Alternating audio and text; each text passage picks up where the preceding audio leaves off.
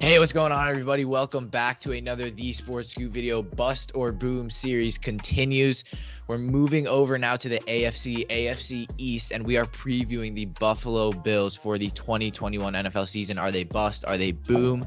By the end of the video, comment down below. Are the Buffalo Bills bust or are they boom next season? I think we know the answer, but if you guys are new to the series where we talk about each NFL team, preview them for this upcoming NFL season, talking about their key players, free agent signings, and their draft, and basically talking about how players will impact, how coaching will impact, and basically just giving you an outlook, preview everything for this NFL season. Then at the end, me and Charlie will give you guys a prediction, our record prediction. But as always, Kean McDermott, Charlie Nidell, The Sports Scoop, Buffalo Bills, bust or boom. Let's get into it.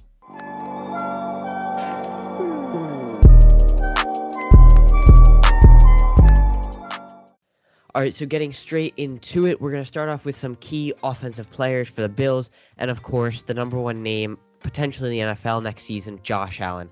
I think he obviously had an incredible breakout year. I'm hoping for Daniel Jones to have that same year, Please. but Josh Allen had an incredible year. He nearly beat me in the fantasy football finals, but got taken out in the fourth quarter. So I think Josh Allen is obviously one of the best players in the NFL right now, an MVP contender last year, and I think there's a very good chance that he wins it this year. He's obviously one of the names up there with Mahomes and Rodgers and Lamar Jackson, and I think that right now there have not been many defenses that can stop Josh Allen's arm, let alone his legs as well. I think he needs to get a little bit smarter when he is using his legs. We have seen quarterbacks run too much and get injured because Allen is one of the quarterbacks that does not slide, does not go down very often when running. And we saw, of course, I think experience is going to help him. But if he can work on that, just make sure he doesn't get injured. This Bills team is a force to be reckoned with him at the helm. Yeah, I mean, just such a talented guy. We saw him take possibly, I mean, one of the biggest steps I've seen a quarterback take. I mean, this guy was an MVP candidate last year and just such a multifaceted quarterback. If you can wrap your head around that word, you obviously know what that means. He can run. He has size like 6'5", and has probably tied with the strongest arm in the league. This guy can throw anywhere, throw any throw. That's what we're hoping for. We are Giants fans, so that's why we're talking about Daniel Jones. I'm sure you don't hear many people talking good about Daniel Jones, but never mind, we're not talking about the Giants. But Bills, I mean, Josh Allen going into this year, it's all about, can you be more consistent, and is there another step for him to take? Because look, he this year solidified himself at least as a top 5 quarterback. I think easily a top 3 in my opinion. I'm sure Charlie, maybe you as well. But just talent all around the arm. I think now we saw him with that solidified number 1 guy in Stefon Diggs. He turned into another beast. Obviously, Gabe Davis, we'll get into both of those receivers after this. Just having those weapons. And then I was very much advocating get him a workhorse running back, but at the end of the day, Josh Allen can be that running back or do those running plays that need to happen. He's a playmaker. He's my MVP candidate going into this year. I think he'll have a huge season. And I've always, been a fan of Josh Allen, from New York, so I've always had a soft spot for New York teams. And I think Josh Allen is going to take another step and be another phenomenal quarterback. But moving on to another key player on this team, obviously you guys know it, off-season addition last year. They gave up that first rounder to the Minnesota Vikings to acquire Stefon Diggs. And I mean, this guy turned into a top 5 receiver. He was phenomenal last year for the Buffalo Bills. The classic picture that we saw ending his season was him looking at the Chiefs celebrating, winning the championship game, going to the Super Bowl. And I think the Bills are looking for that. I think Diggs is looking for redemption. Charlie, what's his impact going into this season? I mean, we saw Diggs' impact last season. I don't think Allen would have made even close to the step he made last season without the number 1 receiver in Stefon Diggs. And now there's no doubt they have other good receivers too. Last season they had John Brown and Gabe Davis and Cole Beasley, who was an incredible shout. But without Stefon Diggs, this team would have been nowhere near as good as they were. Stefon Diggs has, just like Josh Allen, made a pretty massive step, not having to play behind Adam Thielen now in Buffalo. And I think that was his biggest problem. He was never really considered the number 1 receiver in Minnesota because we all know how good Thielen is. But Stefon Diggs, again, made a massive step. He has, in my mind, solidified himself as a top 5 receiver, potentially even, again, top 3 up there with Hopkins and Devontae Adams.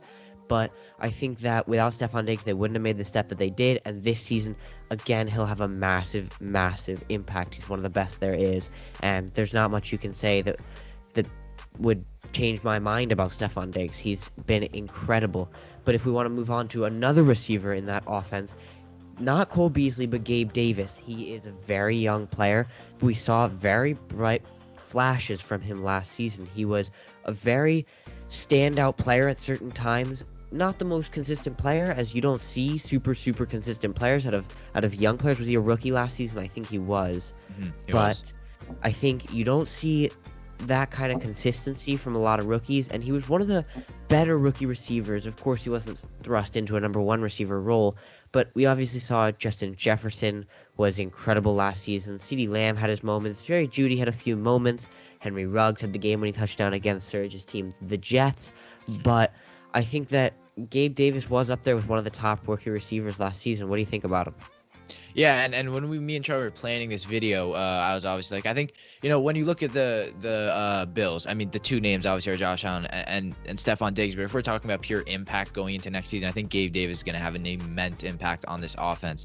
We saw him go in obviously as a late round selection, I believe third round out of UCF last year, and just he has that size. And I've said, I don't remember what we were talking about, but I think we were talking about in our live stream, we were talking about record predictions. We were just going over the NFL, or not record, the NFL schedule. And I was just talking about, like, Gabe Davis just really reminds me, if he can polish his game, could potentially be a better Mike Evans, or kind of that classic tall guy. I believe I think he's upwards of 6'3". Obviously that target man in the red zone. We saw Josh Allen really trust him at the end of this year, and I think it's going to fold over into the 2021 season. You're seeing Josh Allen, who, as we prior talked about, has made that step and has that trust. And I think for the Bills, a huge component to them having success next year is, let's not continuously just be Josh Allen, Stefon Diggs, that connection, because defenses will start to figure that out.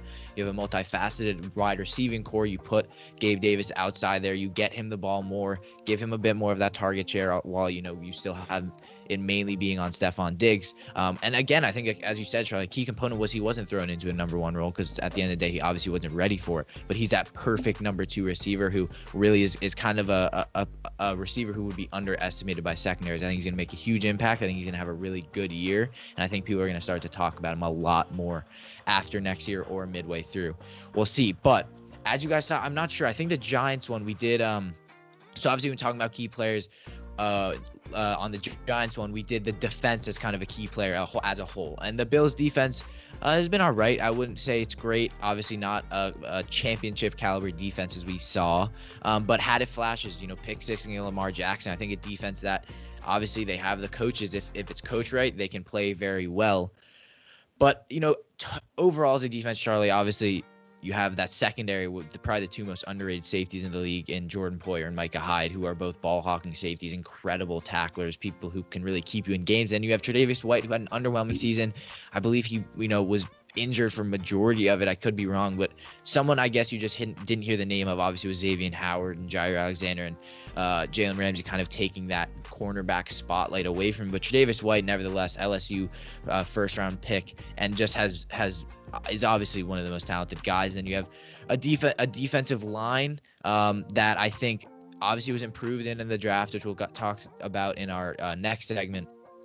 And a linebacking core, you bring back Matt Milano. You obviously have Edmonds, who is really good. And I think this defense can make a step. I think they can go up into a top 10, top 7 defense. But it's all about how can you, like Josh Allen, how can you make another step and be that defense that can play very well in those championship, in those divisional games that matter for a team. I think the Bills defense is good. Again, I wouldn't say they made the necessary additions, but they got a raw talent in Rousseau, who we'll talk about later. But Charlie, what do you think about this defense going into 2021? So as we saw, the Bills offense was matched only by the Chiefs and potentially the Bucs last season. But defensively is where they really struggled. And with that safety core you were talking about, Poyer and Hyde, both aging safeties, they're both 30 years old now. And while it might not seem as old for a defensive player, that, especially for someone like Hyde or Poyer, who they are ball hawks, but they make a lot of tackles as well. They're both physical, they're both aggressive safeties. And they take a lot of hits, they give a lot of hits, and at 30 years old, they're getting towards the end of their careers for the Bills, and so they need other players to step up as well. We obviously seen Trey White has 9 picks in the last 2 years, which is pretty incredible.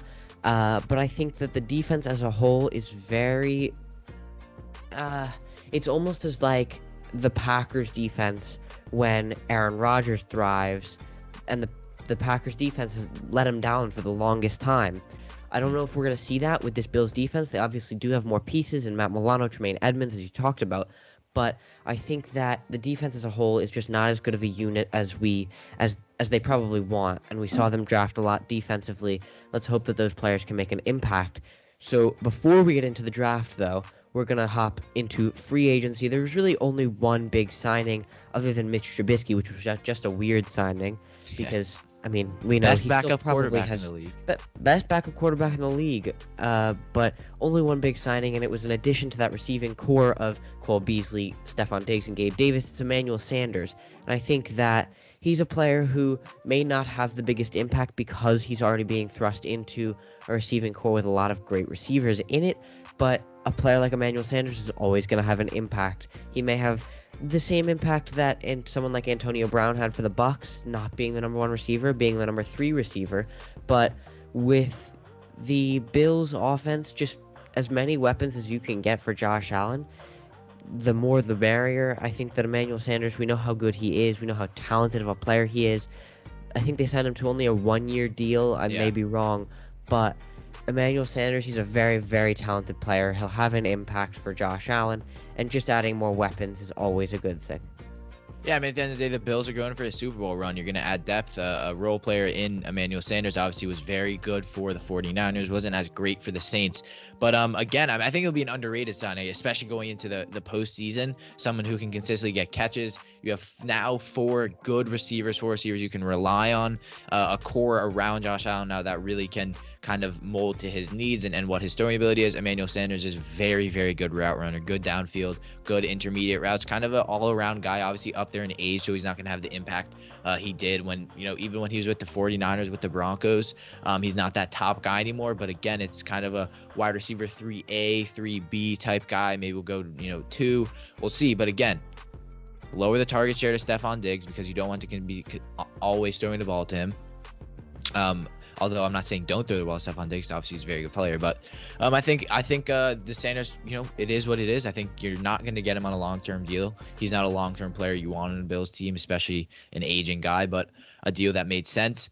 But moving on now to what we've been hinting at, the NFL draft impacts for the players that they drafted.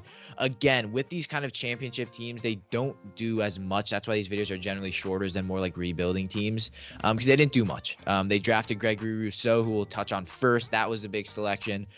And I would argue say a controversial and raw defensive end out of Miami, someone who has the size, the ability. The question was, he gets a lot of sacks from the inside. How can he do on the outside? And my kind of thing with Rousseau is he's not going to have the biggest impact that people think. I think he'll go in, not be that good. Not to be that good, but just won't have, the impact that I guess people want him to. But if this guy can be built right or coached right, and we know that the coaching staff in Buffalo is amazing. I mean, their head coach is Nate McDermott. How could he not be amazing? I think at the end of the day, he's a raw player, a talent who, if his coach, could arguably be the best defensive player coming out of this draft.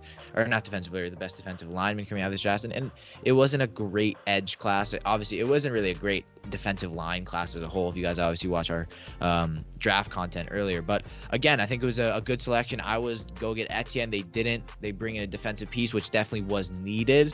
I think it would have been more beneficial to take Etienne.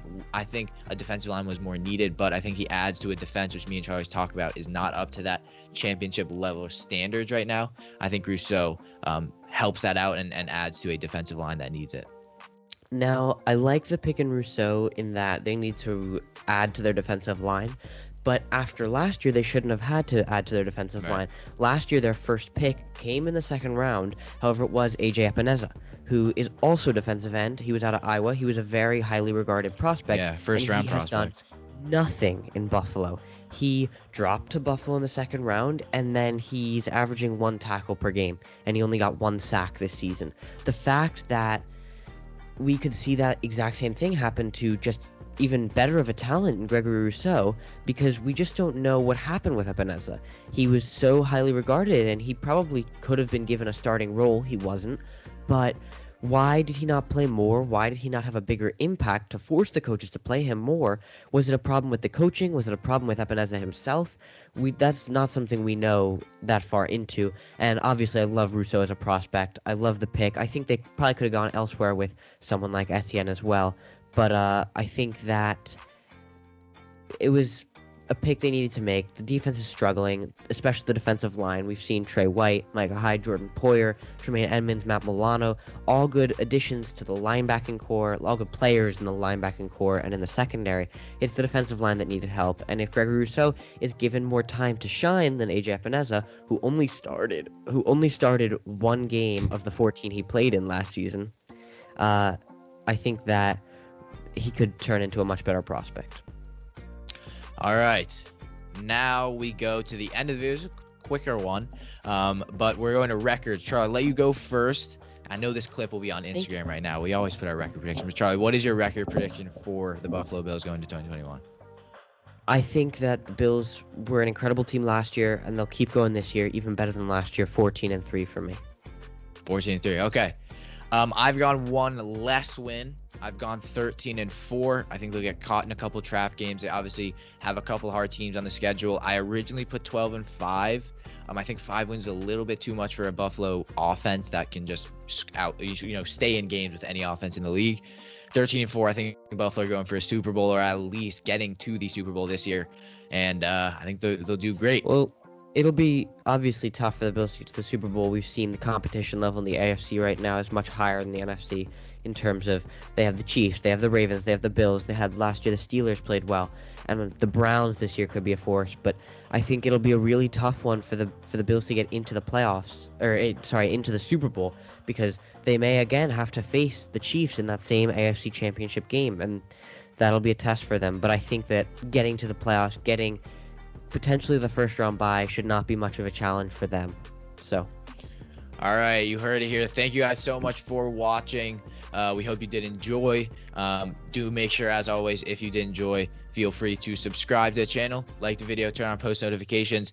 I forgot to do this. I'll announce in the beginning of our next video, but we are going to try and do live streams every Thursday. Or at least once a week. So if you guys are interested in talking to us in real time, there's obviously a live chat. We always answer any questions. It'll be NFL related. So if you're new, subscribe, turn on notifications so you don't miss it. We always post on YouTube before on our community page when we are doing a live stream, and as well follow us on Instagram at _sports_scoop, and our Twitter. That's where you will find a ton of clips. You can obviously directly message us over there, anything like that. Everything is open. Always love to talk to you guys. We'll see you in our next video. This is the Sports Scoop. Thanks so much for watching.